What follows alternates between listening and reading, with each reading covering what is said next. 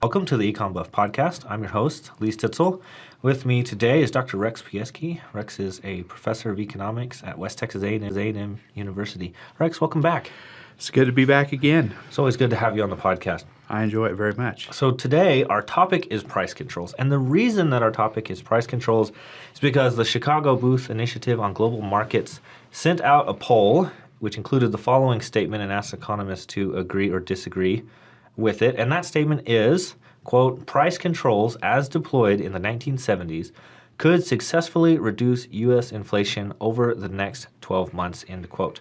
So of the 43 economists polled, and all of these are at prestigious universities, they're asked to disagree, strongly disagree, state that they're uncertain, agree, or agree strongly. They also have the option of having no opinion or just not answering at all. So we're getting this from David Henderson. Highly recommend any of his work. You can find it over at EconLog. We'll put a link to the podcast. To the post that got us started on this. But he makes this point, and this is what we want to discuss here today, that nobody strongly agreed with the statement in the poll. 10 agreed, 5 were uncertain, 21 disagreed, and 4 strongly disagreed. 1 had no opinion and 2 didn't answer. So out of 43, 25 disagreed or disagreed strongly. And Henderson's question, which is what we want to explore here today, is why isn't it that 43 out of 43 economists, given our basic economic reasoning, didn't answer it this way? So what I want you to start with is, why does Henderson think 43 out of 43 economists should disagree with that statement about price controls? Well, I mean, when you read the question carefully, which to his credit Henderson eventually did and talks about it in what he wrote about this poll, but the question really wasn't asking if price controls were a good idea. The question wasn't really asking if price controls would be an effective way or a desirable way to control inflation. The question merely said, could price controls like the United States deployed in the 70s, when we were starting to have inflation in the 70s, would that successfully reduce U.S. inflation over the next year? And I kind of imply that the question is inflation as we measure it over the next 12 months. So when you read it carefully like that, the answer no longer becomes clear, and it's not surprising that we had a broad range of answers to this particular question, with some agreeing that yes, we could control measured inflation with price controls, and some economists saying, well, no, I don't think that we can control measured inflation with price controls. So would you say there's a lot of nuance here in the way that economists answered the question, or is there actual nuance in the question? Both. Interesting. So unpack that just a little bit. So I think your reaction as an economist is, you see the word price controls, and your mind just fills in the rest of the question with, are price controls good or bad? And that's not what's being asked here. So unpack that a little bit. Yes. Well, so let's talk a little bit about what price controls are, and let's talk about why exactly economists, most economists, I would say, almost reflexively will disagree with anything about price controls, because economists as a group, vast majority of economists as a group, would think that price controls in the form that they took in the 1970s is a really, really bad idea. So, think about what econ textbooks say about price controls, and this might be kind of hard because your listeners might not have an econ textbook in front of them. They might not have ever even seen an econ textbook. So let's go really back to the beginning, to the most basic notions of economics and what it teaches about this. Sort of the foundation of economics in this context is we have a concept called demand, which represents everything that a person or an economist would know about people's willingness and ability to buy something.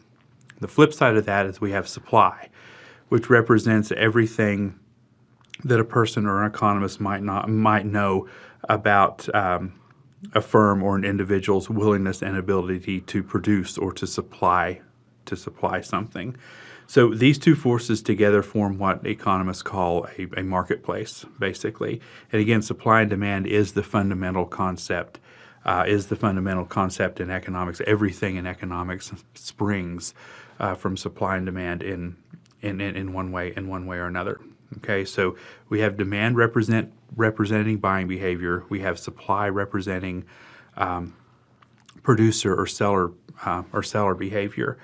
The one fact that we know about demand is that as price rises, the amount that people are willing and able to buy will go down. That is always true.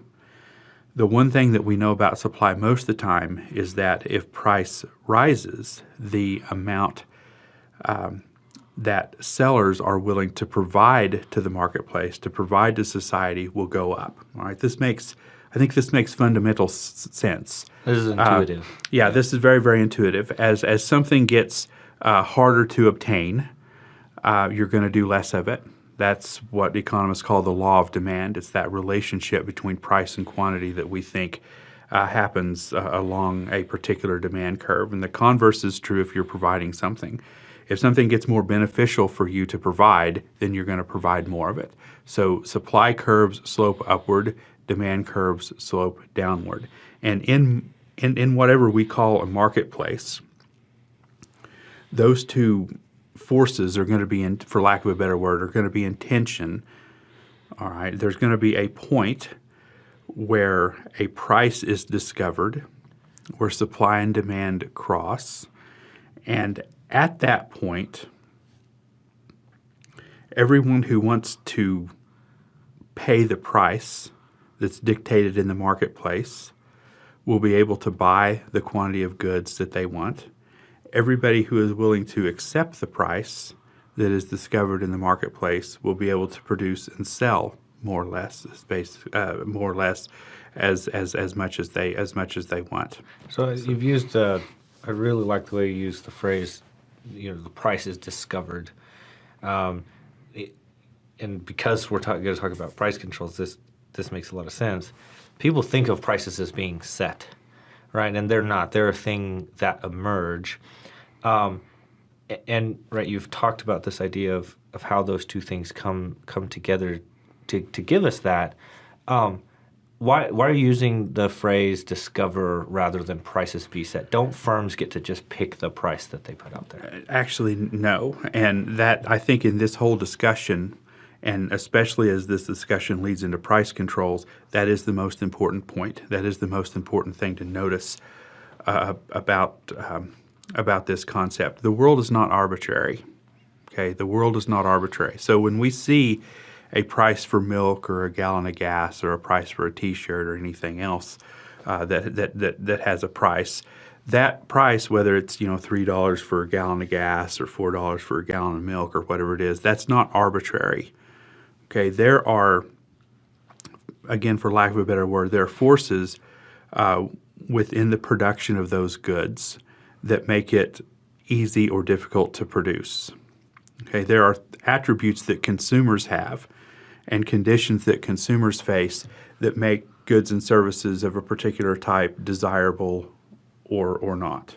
Okay, so as consumers, we have preferences, we have things that we like, we have a certain amount of income to buy stuff, we face prices of all kinds of different goods that we might like to consume together or separately with any particular good that we're looking at, and so forth. On the consumer side, on the producer side, we have basically the same thing.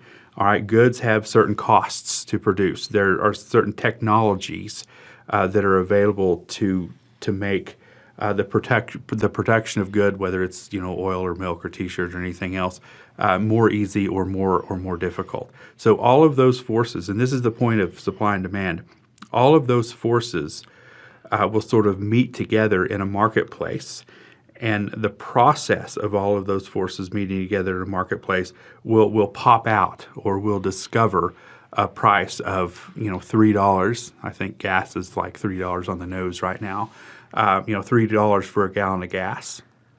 So, but if I miss this reasoning, I say to you, but they get to pick the price that they sell as the gas station, and then why can't they just set that?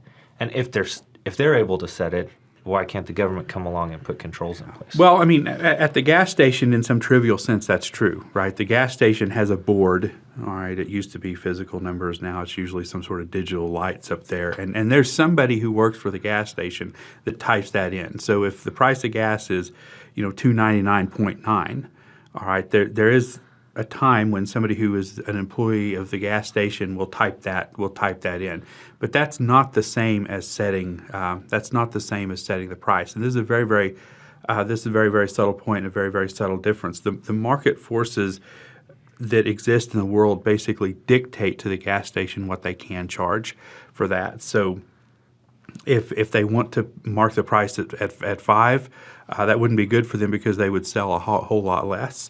And I think it's obvious to anybody listening why they wouldn't mark the price at $2.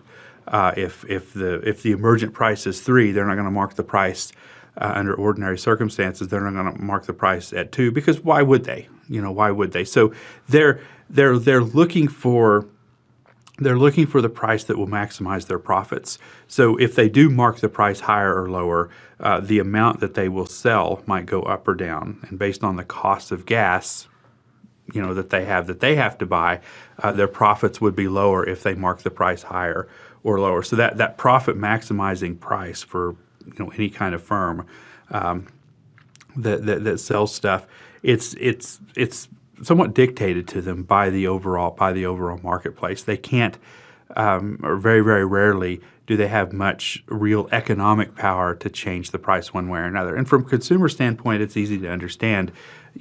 As consumers, we're used to having a take it or leave it price. So if the price of gas is $3, that's what I have to pay if I want gas. I can't really negotiate that in any normal sense that we think of negotiating. So the market sets this price of $3 for gas, $4 for a gallon of milk, or whatever. And when price controls come into the play, is it somehow or sometimes the political process doesn't like that price.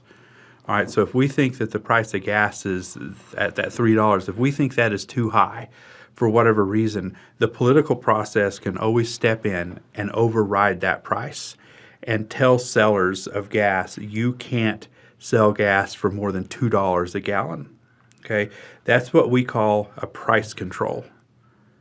Okay, so the government can make it illegal for the price to go to $3. So if market forces dictate a price of gas of $3 and the political process says, nope, that's too high, can't go over $2, then the price of gas is going to be $2, period.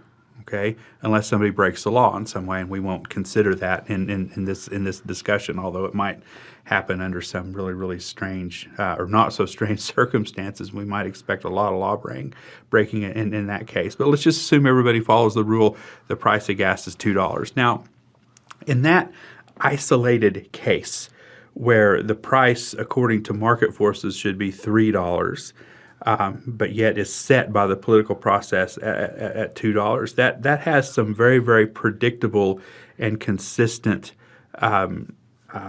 results when that happens. So if the price of gas drops to $2, consumers are going to respond in very, very predictable ways. All right, $2 gas is a much better deal than $3 gas. I'm going to drive more at $2 than I would at $3. And we see this in our behavior as the price of gas has increased over the past couple of years or so. There's been a long sort of trend upward in the price of gas.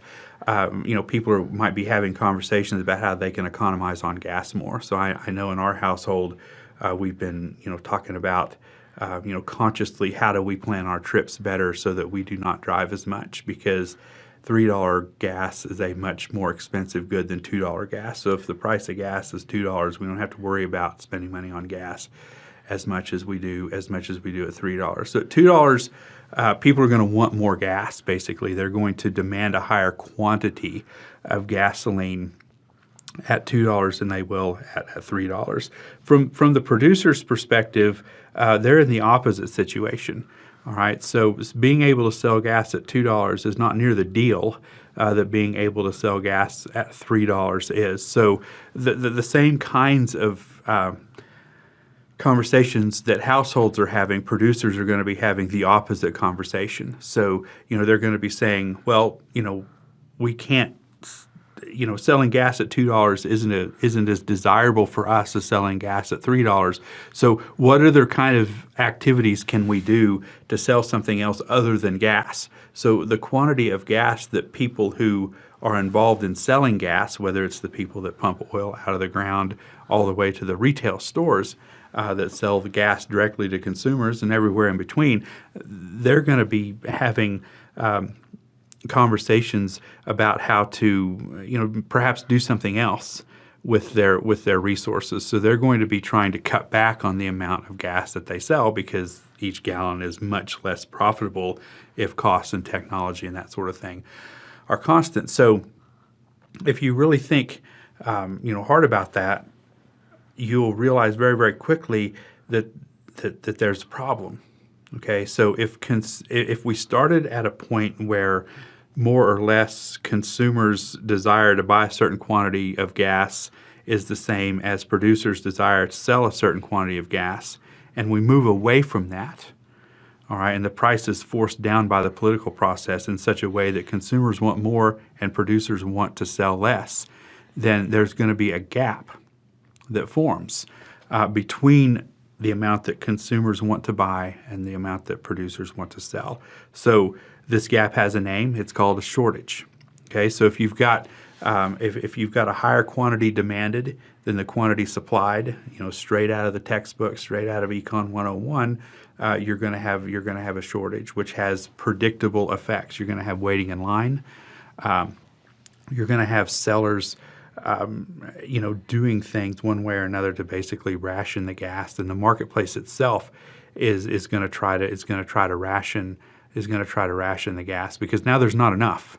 All right, at prevailing prices, more people want to buy than want to sell. Okay, so there's not going to be enough to go around. So this ordered circumstance that we're used to at the gas station will break down because for my entire life. Buying gas has been what I would consider to be a very, very ordered experience. If I want gas, I just go to the pump. I almost never have to wait in line. I just go to the pump, I drive up, fill my car up, pay, and leave. It's absolutely no problem.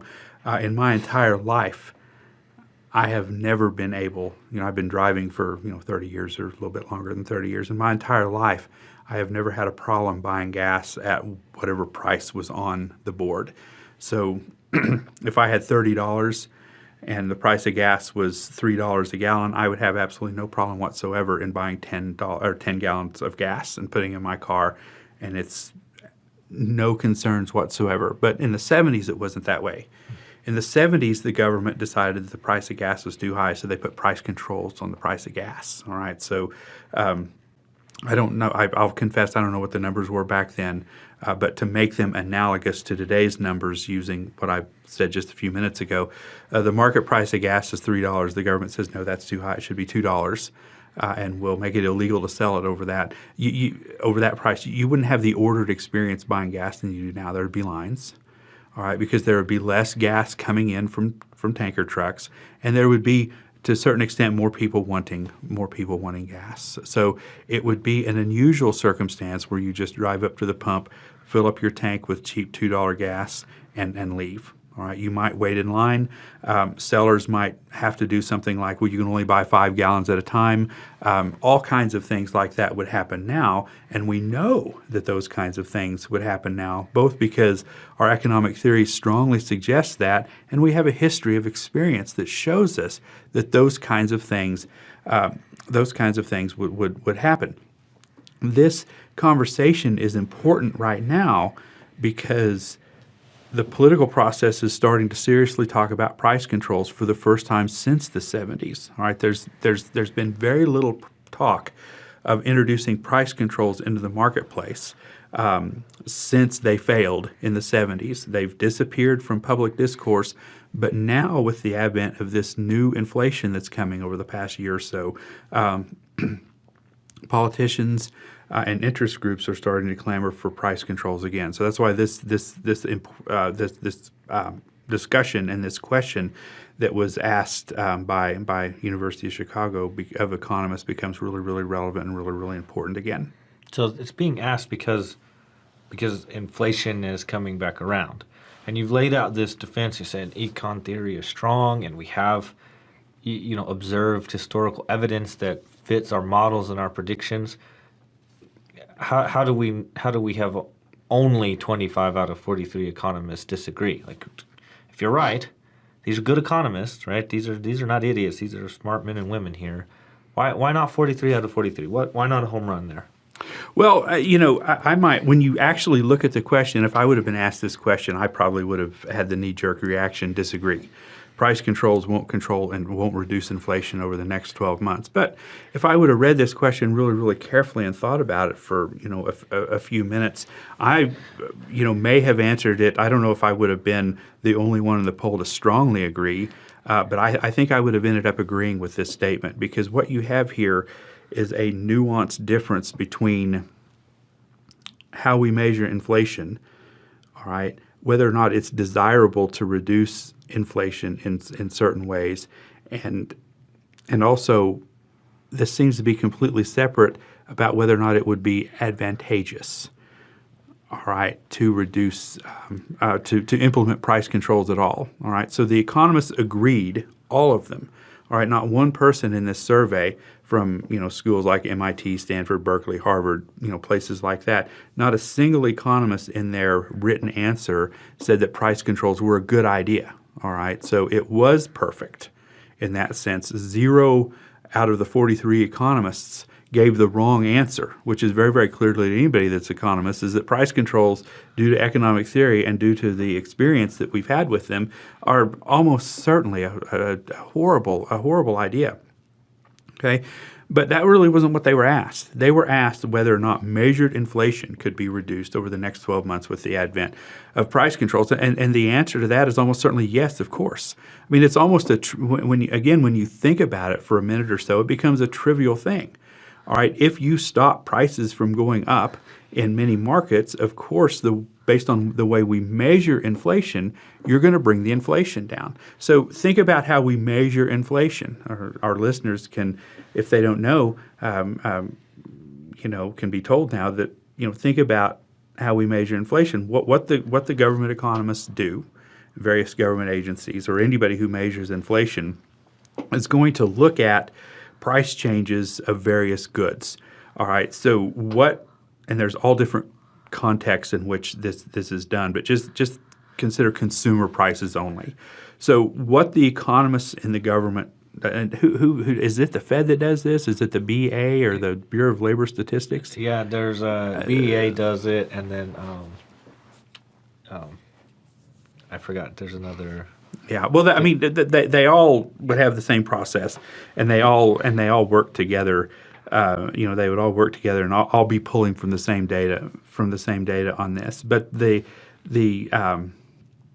economists that do that are going to look at 80 or so, or a array of goods that consumers typically buy. So you've got gas, milk, movie tickets, clothing, transportation, education, healthcare. It's like the whole gambit of what consumers buy. And in order to come up with the inflation rate that's reported on the local news every couple of weeks, and probably more often now,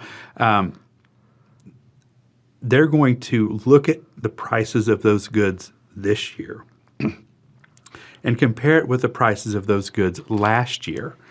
All right, and they're going to calculate the percentage change in those prices, and they're very, very sophisticated about it. All right, they understand that a change in the price of cars is going to have a bigger impact on a consumer's budget than a change in the price of a gallon of milk or something like that, because cars are much more expensive in milk. So they take all of those things that you might be thinking, well, what about this? What about this? They take those things into consideration.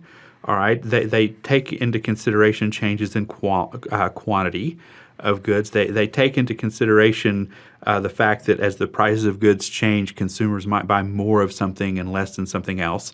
They may not consider these things very well, but they do their best. Legitimately, they do their best to try to control for all these things. And they look at how much the market basket of goods that consumers are buying this year all right, compared to the market basket of goods that consumers were buying last year. All right, and once they've done that, it's an easy calculation to figure out, well, it's 5% higher this year than last year, or 2%, or 7% higher than it was last year, and that's the reported inflation rate. All right, that's the reported inflation rate. Well, if you have goods in this basket of goods that can't go up in price because the government is saying it's illegal to increase the price of gas or increase the price of milk, for instance, then obviously based on how inflation is calculated, those price controls are going to suppress inflation, right? And so if we're looking, especially if we're looking over a 1-year horizon, of course price controls can control measured inflation. You know, the way we measure it doesn't mean that it's a good idea. It doesn't mean that the adverse effects in the economy that make inflation happen and make inflation devastating, it doesn't take those things away. All right, it doesn't take those things away, but the way we measure inflation would be extremely susceptible to manipulation by price controls. This might be why the government would do them. All right, because inflation is very bad. Survey after survey report that everybody across the political spectrum, across all age demographic groups, inflation is pretty much uniformly and resoundingly hated by people who might vote. And so you're not going to want your voters hearing on the news every day, inflation is going up. So if you're a politician and if you're interested in being reelected, you're going to want to do anything that you can to stop the measured increase in inflation. And price controls almost certainly would do that. All right, price controls almost certainly would do that, because if the government came out and said, whatever the price of everything is today, that's what the price is going to be for those things, for all of those things, for the next 12 months. Well, inflation would be zero at that point over the next 12 months, because the price of everything that you would buy next year is going to be the same as the price of everything that you're buying now, because the government has made price increases of all of those things illegal. All right, so you might have some price decreases, but we would expect that to really, really bring down the inflation rate, the way that we measure it. So there's a lot to unpack there, and I think the first thing is, because of this political pressure idea that you've talked about, I think is straightforward, right? In that this might be a thing that an administration would want to do in order to try to enhance its odds in re-election, because people do hate inflation. I think you've nailed that on the head. Do people not hate price controls? I mean, if the alternative is price controls, and I'm a politician, I put in price controls, and then there are long lines at the gas station, does that hurt my chance of getting reelected? Well, I mean, I think that's a good question. I think a lot of people would hate price controls, but the problem is, when inflation is happening, everybody can see the fact that the reason that people hate inflation is because you can go to the store over weeks and months when inflation is happening, and you can see the price of all of the stuff that you're putting in your grocery cart going up. So people associate inflation with that. All right, that might not be exactly inflation, but the reason that people hate inflation as much is because they associate those things with inflation. You hear non-economists talk about increases in the price of things like gas and milk. They think those things are inflationary. And they may or may not be. All right, but that doesn't matter. Inflation becomes the scapegoat a lot of times, and especially when the news and other reports that people are getting are saying that, wow, the government agencies that measure inflation, inflation is 7.5%, inflation is 6.9%, which are some of the things that, so those are some of the monthly inflation rates that we've, year-to-year monthly inflation rates that we've seen reported over the past couple of months. So people see the prices of goods and services going up, the things that they put in their cart, the gas they put in their car, their utility bills perhaps, all of these things. They have this sense that these things are going up. They're being told that inflation is on the rise, and so they associate those price increases with inflation. And if we do have a general inflation, they're going to be exactly right, all right, because that the prices of individual goods are still being set by individual markets, supply and demand in individual markets. But what inflation is going to is going to do, the effect that inflation is going to have when it happens, is it's going to have a sort of a uniform push on the nominal prices that we pay for everything. All right, so people hate inflation because that is the single word, boogeyman, for lack of a better term. That's the single word, single concept boogeyman that explains why they're having a more difficult time meeting ends meet, having ends meet. Sorry about that. Every month. And so when a politician comes around and says, well, we're going to stop gas price increases. So, the price of gas is $3. We don't think that's a fair price. We're going to make the price of gas $2, and you're going to pay more than that. So it's going to be illegal. The gas station or the oil industry or whatever is going to get in trouble if you end up with a price of a gallon of gas more than $2 or whatever it would be set. The same thing might be true for milk or something like that. Other basic staple items that people buy, that when their prices increase, everybody notices. So, you're going to pay $4 for a price of milk. We don't think that's a fair price. We think $3 is all you're going to pay. So there could be a lot of political support for those kinds of things from a really, really broad cross-section of people, because the only thing that they will realize is that the pressure off of their budgets looks like it's going to be less than it was before, because help is coming from the government. The government has an incentive to do this because, again, it helps them get reelected, it helps them look good, because they are the institution that's going to come in and sort of stop these price increases. There's a couple things that I thought about there.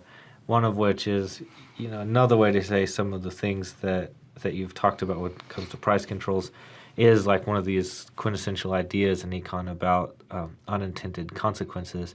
We put these policies in place and then people react, and we didn't get right.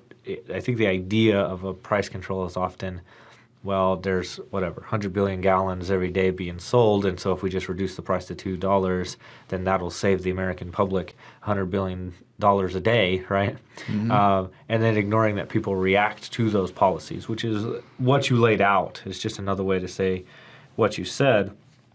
And there's, with the problem with policy from a political perspective oftentimes is we conceptualize the way a policy will work rather than the way it's actually going to work. And so we just think, if the prices of things are held down, then I'll just go to the store and get my milk, forgetting that people will react to the policy, and that's what actually matters. And when I go to the store, there won't be any milk for me to get. But it also occurs to me there's kind of another more sophisticated sort of public choice idea here might be, I might think as a politician, if this inflation, if it isn't going to be curbed, it's going to cost me the election. So I have to try something. Right? Our arguing I'm not going to do anything because the alternative is worse than what we have now will not save my reelection chances, almost assuredly.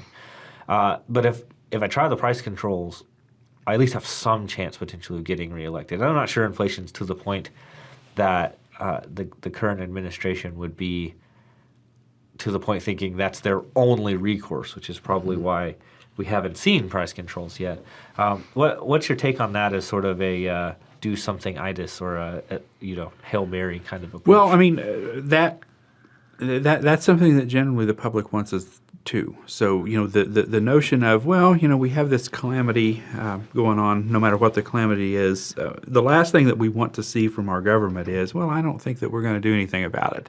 So there is a bias towards action, I think, in our political process. I'm not going to judge that one way or another. I'm just going to say, in the context of this podcast, it's there, and it makes the actual implementation of price controls a lot more likely than it would if there wasn't that bias.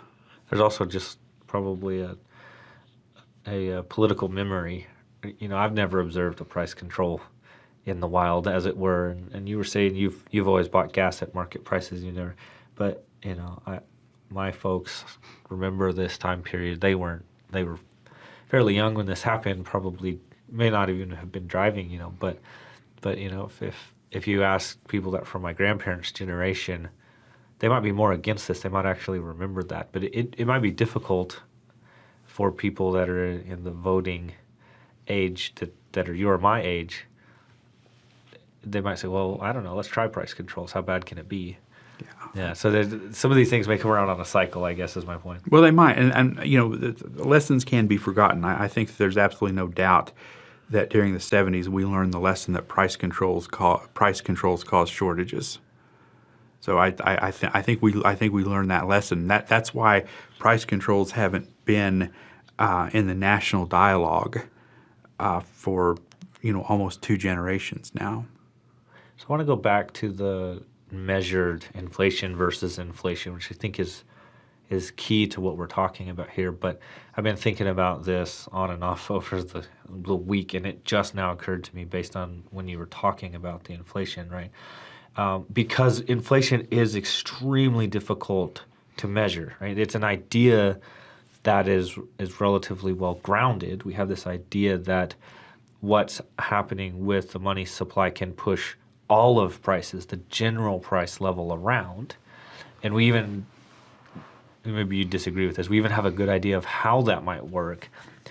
But when it comes to actually measuring it in practice, you tell me if you disagree with this too, I think it's just a mess. I mean, it's just a disaster in terms of how we measure it. And it does give that mechanistic impression to inflation. And somebody says, well, look, cars went up, so that's got to be what's causing inflation to go up, or that is inflation, which, like you said earlier, may or may not be true.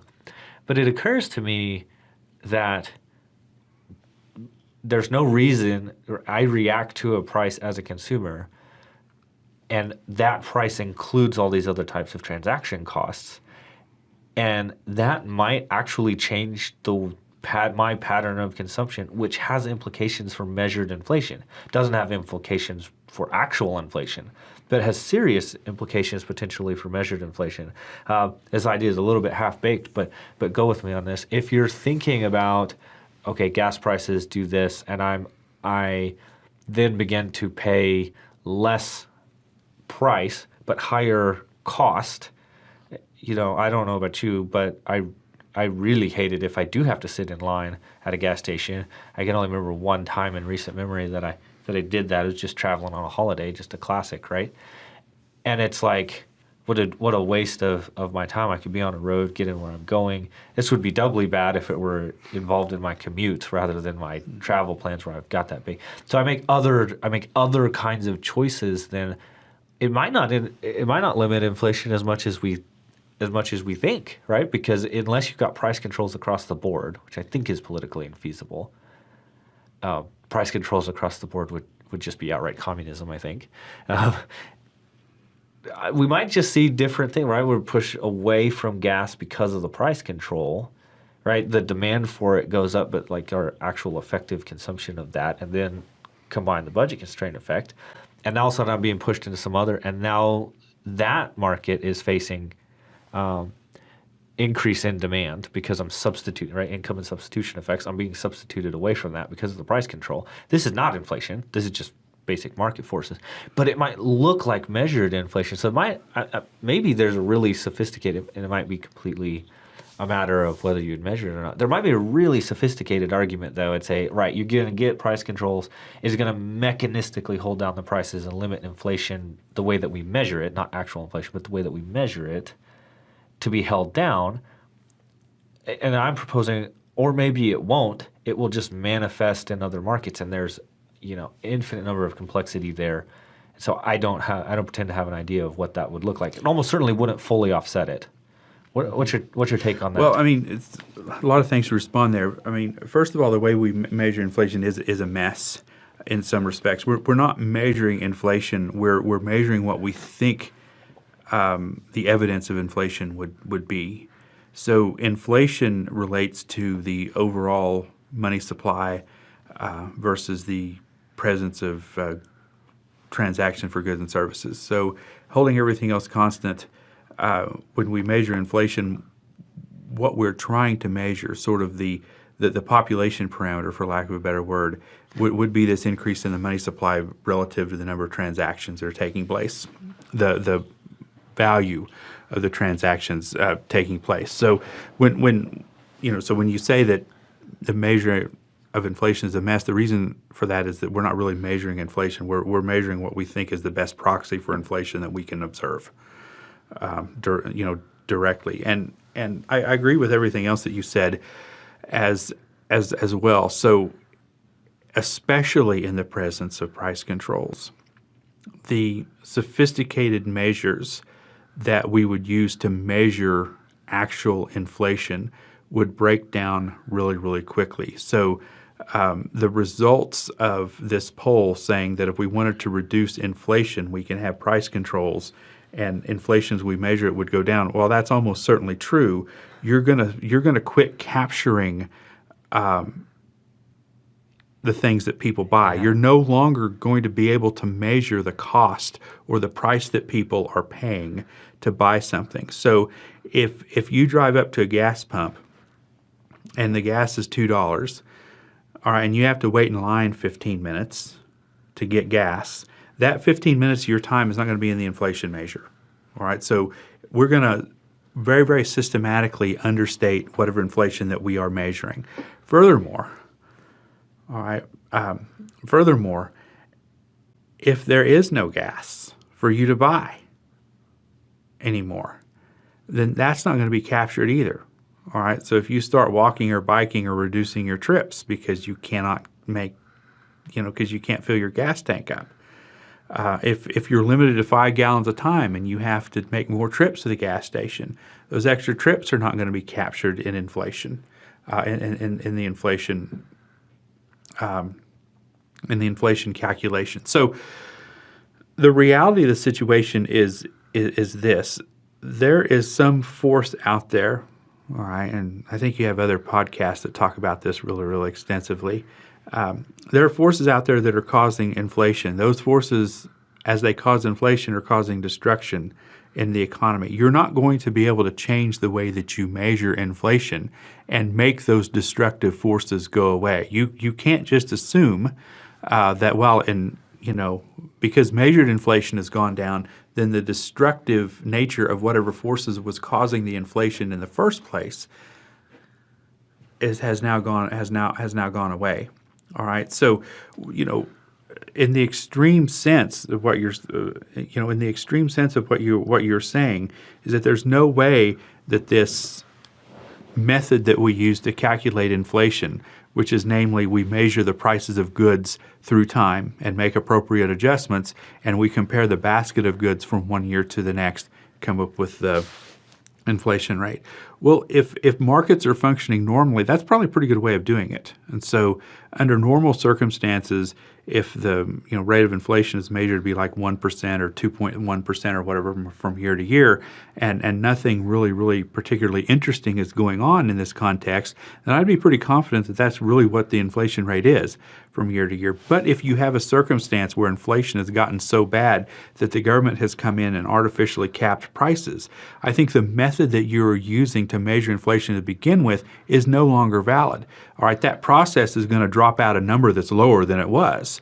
All right, but that doesn't mean that that's an accurate representation of what prices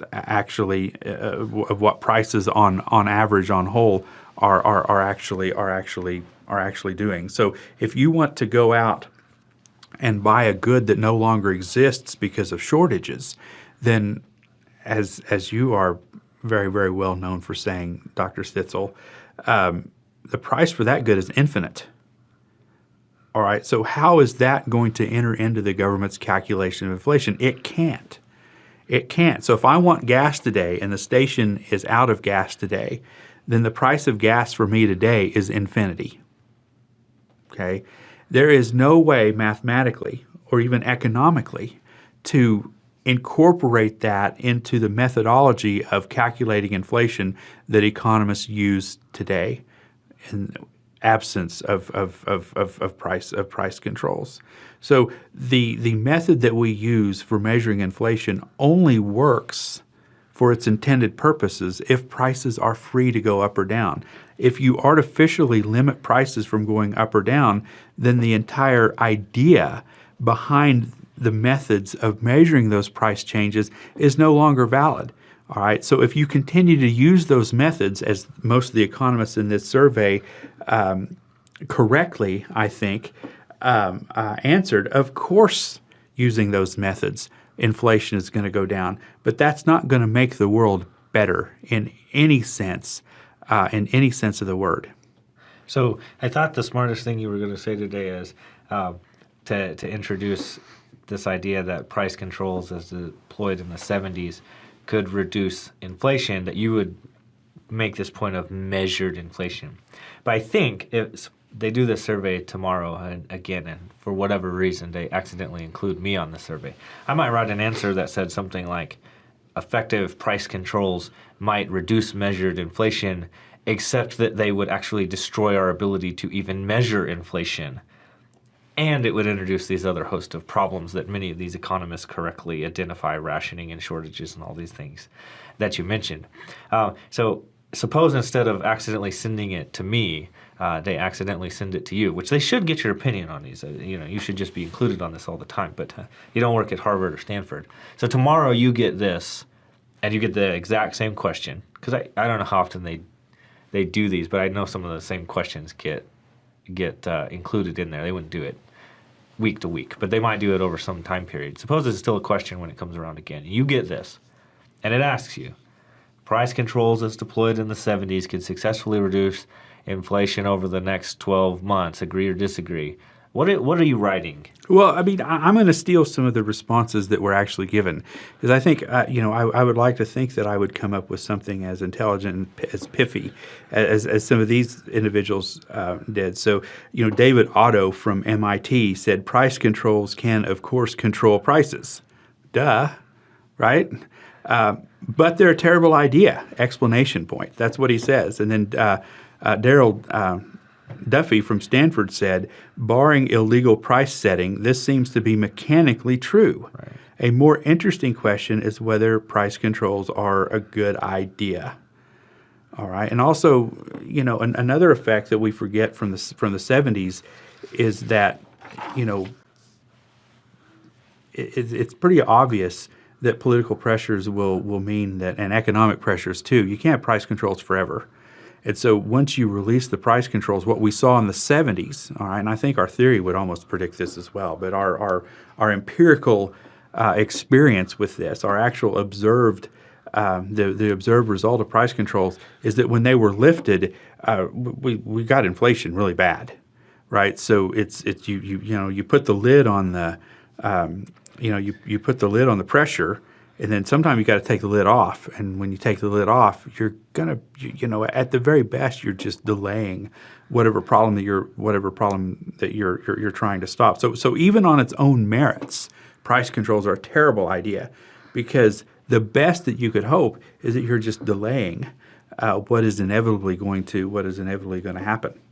So one of the questions I wanted to ask you at some point, and I think this is an excellent transition to that, is one of the MIT economists said, well, you could do this over 12 months, but it's going to have significant cost.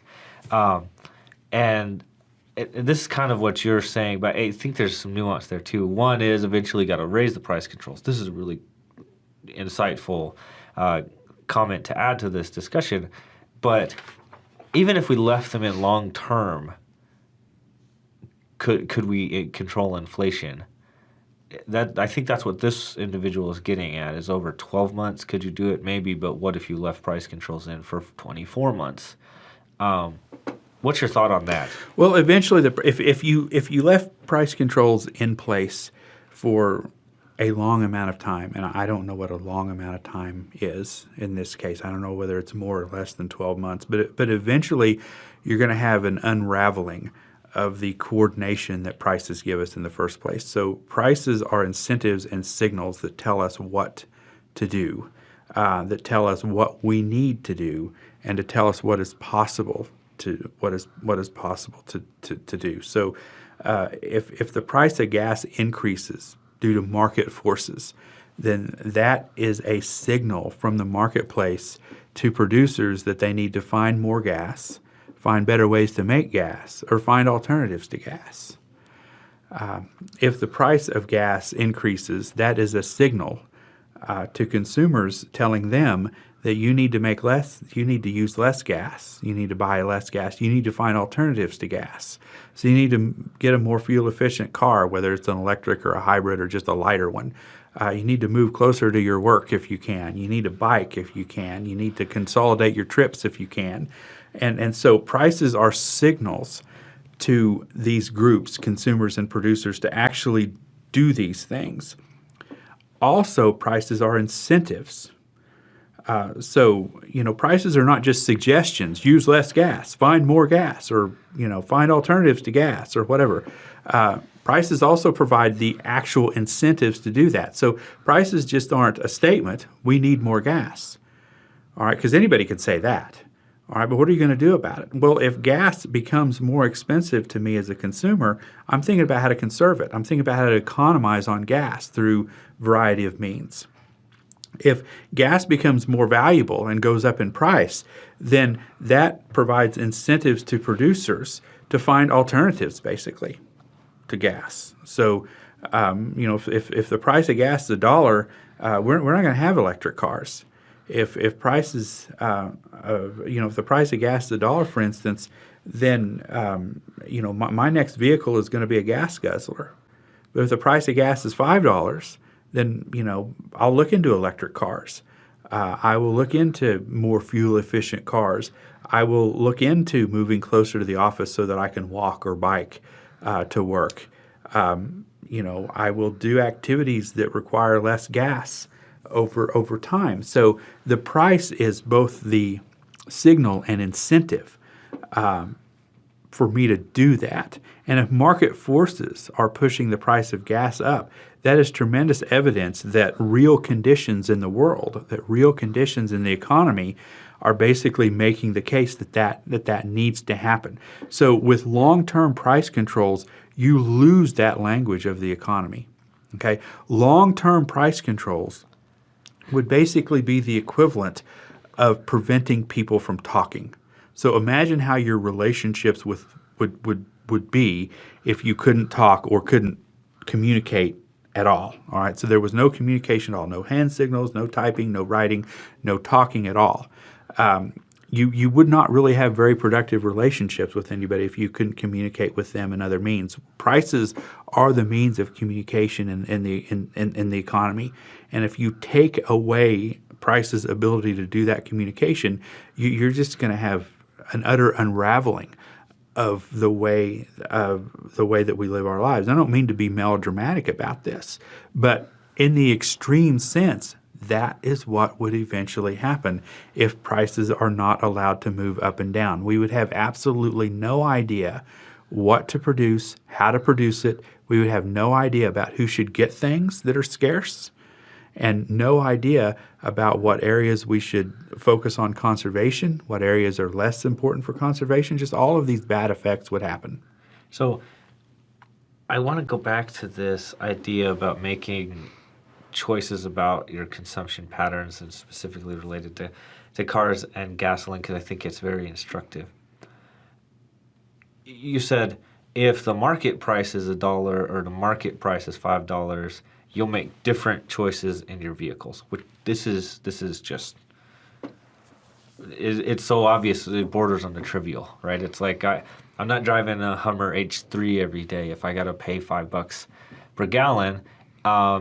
But I very well might pick that vehicle if I'm only having to pay $1 per gallon. And we know those prices are going to move around. There's going to be a lot of forces on them. And what's interesting about that is what happens if there's an extended price control in place.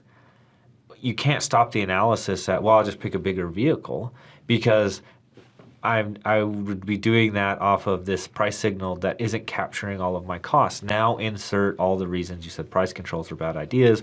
Rationing and shortages would be two very interesting components of my decision about what vehicle I choose.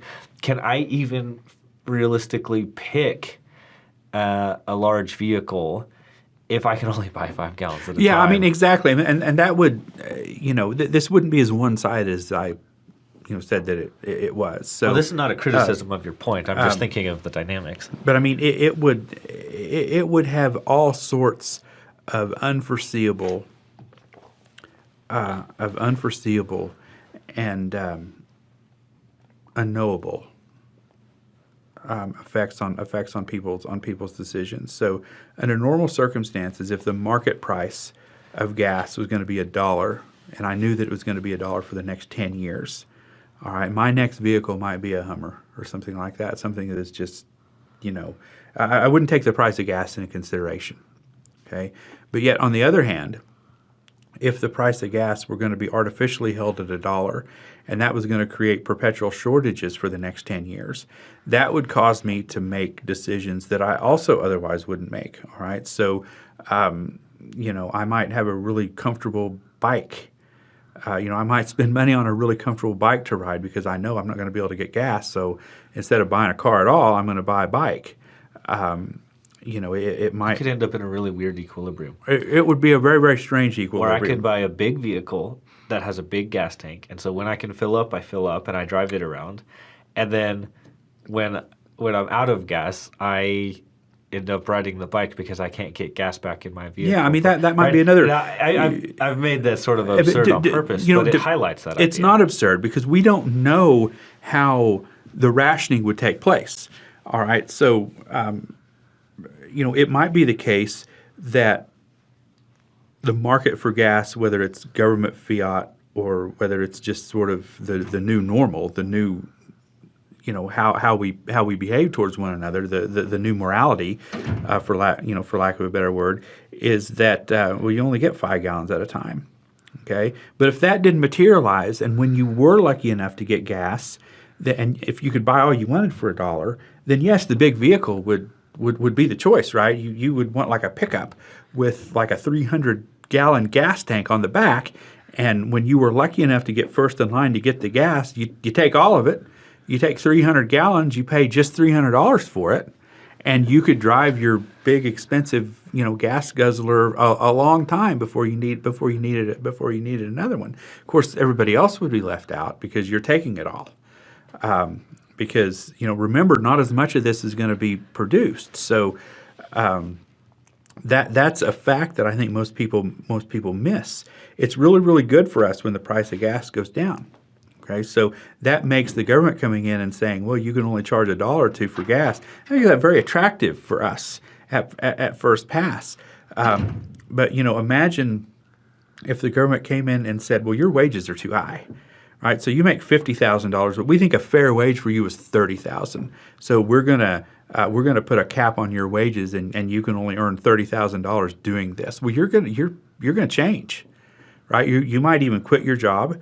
You're certainly going to start looking for something else to do, especially if not all wages are capped, right? So if the government came in and said that, well, good grief, $20,000 a year is that's enough money for any college professor. I'd be very, very quickly looking for something else to do, as would everybody who teaches here at our university and probably everywhere would want to go do something else. So the equilibriums that we would end up with here they're unknowable. We don't know what the effects would be, but they would be, compared to the baseline where prices are free to move, it's going to be worse on average for everyone. There are going to be winners and losers, but on average the effect is going to be negative. And it might be the case that the individuals with more financial resources can more readily avoid those costs, right? Because your instinct is, price went down, that's going to be good for poorer individuals. Well, not if the answers to a price control are moving closer to your work or are swapping out vehicles that give you a better chance, whatever that looks like, bigger, smaller, more gas efficient, less gas efficient, whatever those are, that's going to be more readily done by the financially better off. And then now add shortages and rationing. And one of the features of the more financially well off might be more flexible schedules, for example, allow them to more readily avoid the lines and deal with shortages and this, so I think the likely outcome in terms of inequality could be pretty striking. Do you have some comments on that? Yeah, well, I mean, the one thing that I would know about this discussion is that gas at $4 is better than no gas at all for everyone. It doesn't make any difference whether you're poor or rich or anywhere in between. having the option to buy gas at $4 is better than an empty gas station for anybody. So the one thing that we know is that these shortages means that there's less gas in the world. All right, so that means that there's less gas to distribute to everyone. So if you want to get sort of really into jumping ahead 2 or 3 steps in your thinking, my guess is that in a system of rationing, my guess is the rich folks would win that game. So, if you're somebody of significant means, if you're whatever it means to be rich or wealthy, and you know that you're in a situation where you cannot get gas whenever you want it to, then you are also going to be in a position to have the economic power to make sure that you are in the front of the line, using whatever methods that you want to use. Now that's I don't want to say it's speculative because I don't think that's speculation. I think that's right, but that's 2 or 3 hops down the road from our thinking about this. So people when in discussions about inequality, sort of the root of those discussions is that rich people have an advantage over poorer people because they have more money to buy stuff. But if we distributed goods in ways other than just paying money for them, my guess is that rich people would have an advantage over poor people in non-money aspects as well. Now that might not be true. All right, that might not be true, but I think in inequality discussions, at least in this narrow context, the discussions about inequality are much broader than this point. I know, but in this context, I think that's a fact that's kind of lost on a lot of people when they talk about inequality.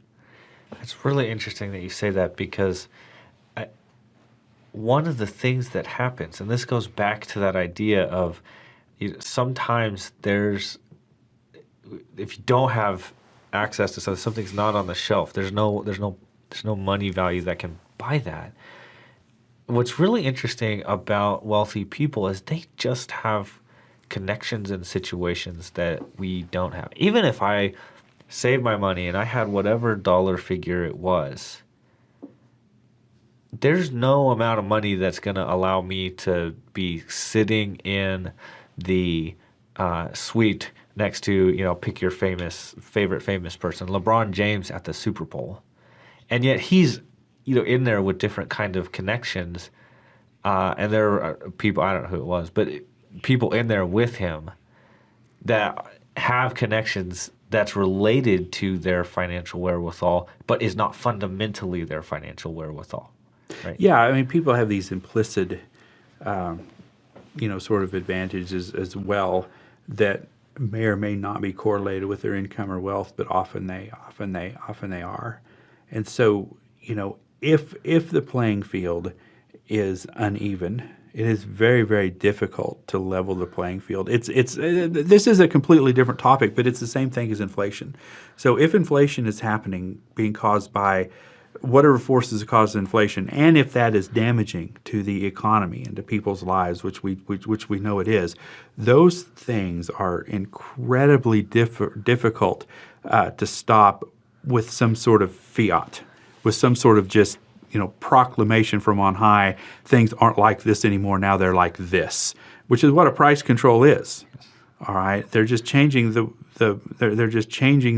cost of a transaction just by government order in the case that we're talking about. So whatever damage was being caused by the high prices in the first place, the fundamental forces causing that are still in place. So the action hasn't done anything to treat the underlying condition in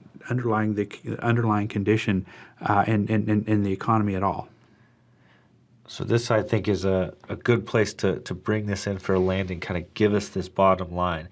And to do that, I kind of want you to give listeners a sense of, once we take into account the points that you're making, what are the economists that are being surveyed here saying, and then kind of give us the bottom line, the bow on top of it all. Oh, well, this is really, really easy. I'll use I'll borrow one of the statements from one of the economists, Austin Goolsbee from the University of Chicago. I mean, his written response to this was just stop, seriously, and that's the exact quote here. That's what Professor Goolsbee said, is just stop, seriously. So just say no. Just say no to price increases. Or to price controls. Sorry, just say no to price controls. They're just not a good idea, and things will not work out how the political process wants them to. My guest today has been Rex Pjesky. Rex, thanks for joining us on the EconBuff. Thank you very much. Thank you for listening to this episode of the EconBuff. You can find all previous episodes on YouTube at EconBuff Podcast. You can check out our website at econbuffpodcast.wixsite.com. That's WIXSIT.com. You can contact us at econbuffpodcast@yahoo.com.